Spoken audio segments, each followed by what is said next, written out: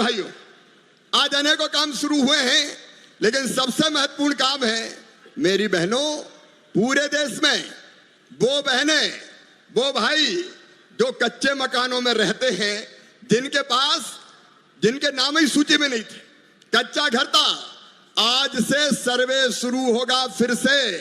2018 की सूची में भी जिनका नाम छूट गया था, अब फिर से जिनके कच्चे मकान हैं उनको पक्के मकान बनाने की सूची में नाम जोड़ा जाएगा। प्लस के बाद भी कई गरीब ऐसे छूट गए थे जिनका नाम नहीं आ पाया था।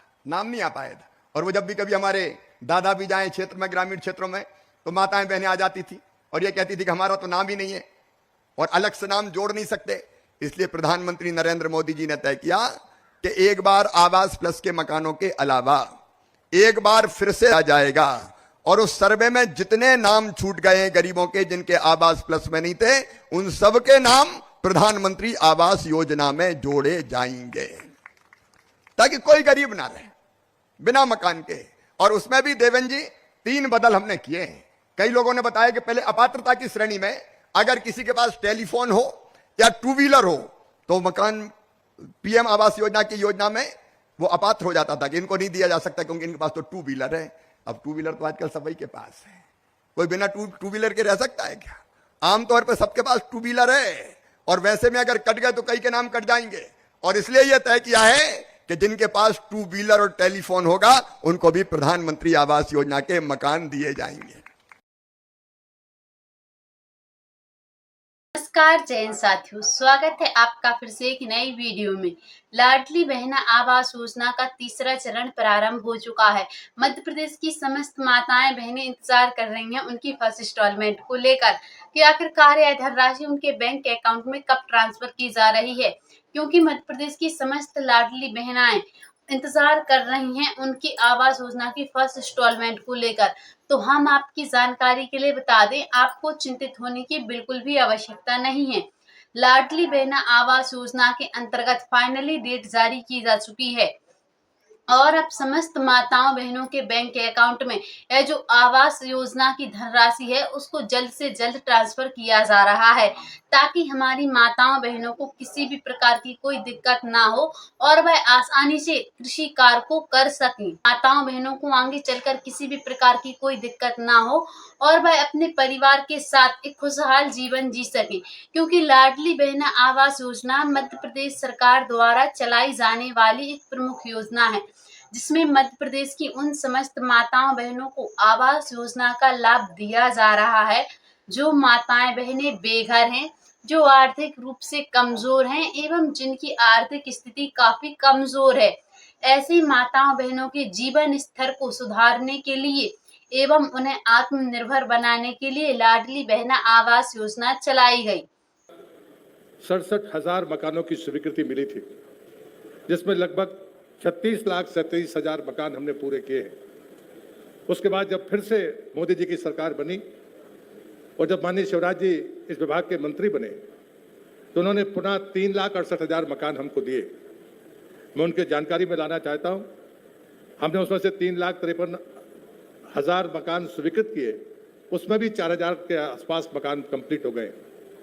दूसरी जो योजना है वो जनमन आवास योजना की है, जो हमारी पिछड़ी जनजातियां हैं, बैगा, सहरिया, भारिया, उनमें मध्य प्रदेश नंबर 1 पर है और हमने लगभग 46,000 मकान पूरे किए हैं और देश में हम नंबर 1 पर हैं।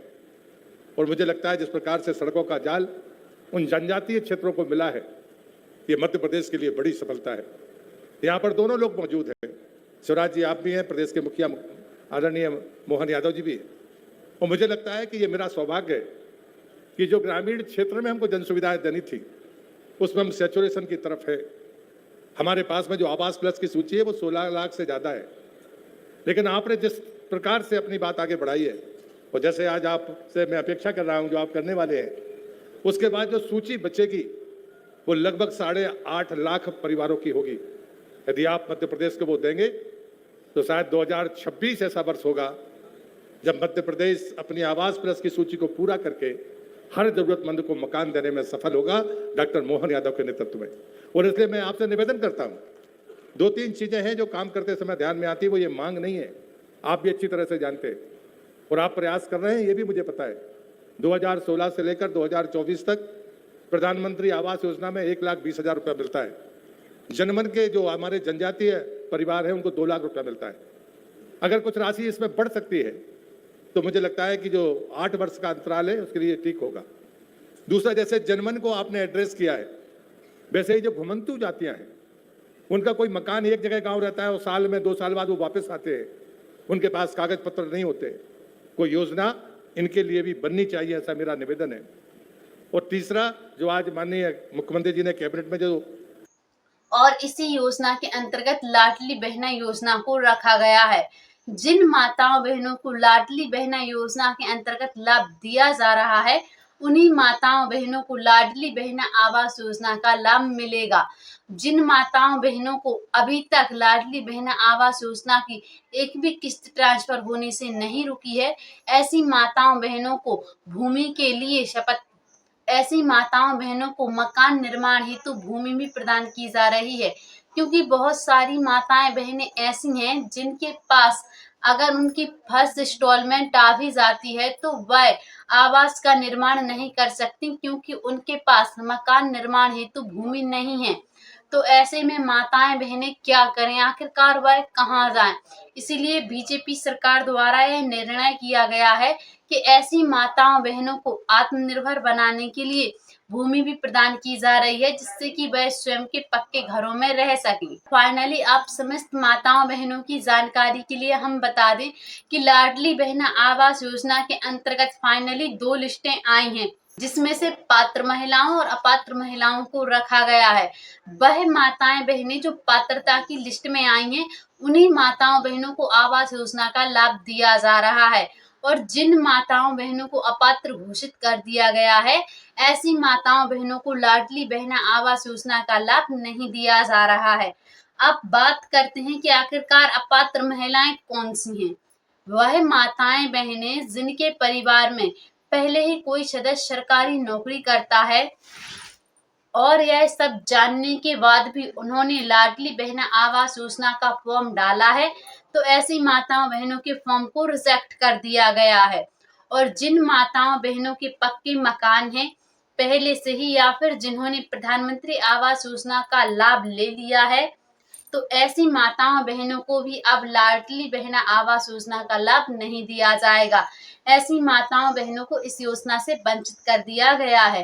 तो अगर आप भी मध्य प्रदेश की निवासी हैं और आपने भी लाडली बहना आवास योजना का फॉर्म भरा था, तो आप बेफिक्र हो जाएं, जल्द से जल्द आपको आपकी फर्स्ट इंस्टॉलमेंट आपके बैंक अकाउंट में देखने को मिल जाएगी। तो लाडली बहना आवास योजनाओं से जुड़ी समस्त जानकारियों को सबसे पहले देखने के लिए आप हमारे पीके न्यूज चैनल को सब्सक्राइब करके अवश्य रखें, ताकि जो भी वीडियो अपलोड किया जाए उसका नोटिफिकेशन सबसे पहले आपके फोन में आ जाए और आप किसी भी जानकारी से वंचित ना रहें।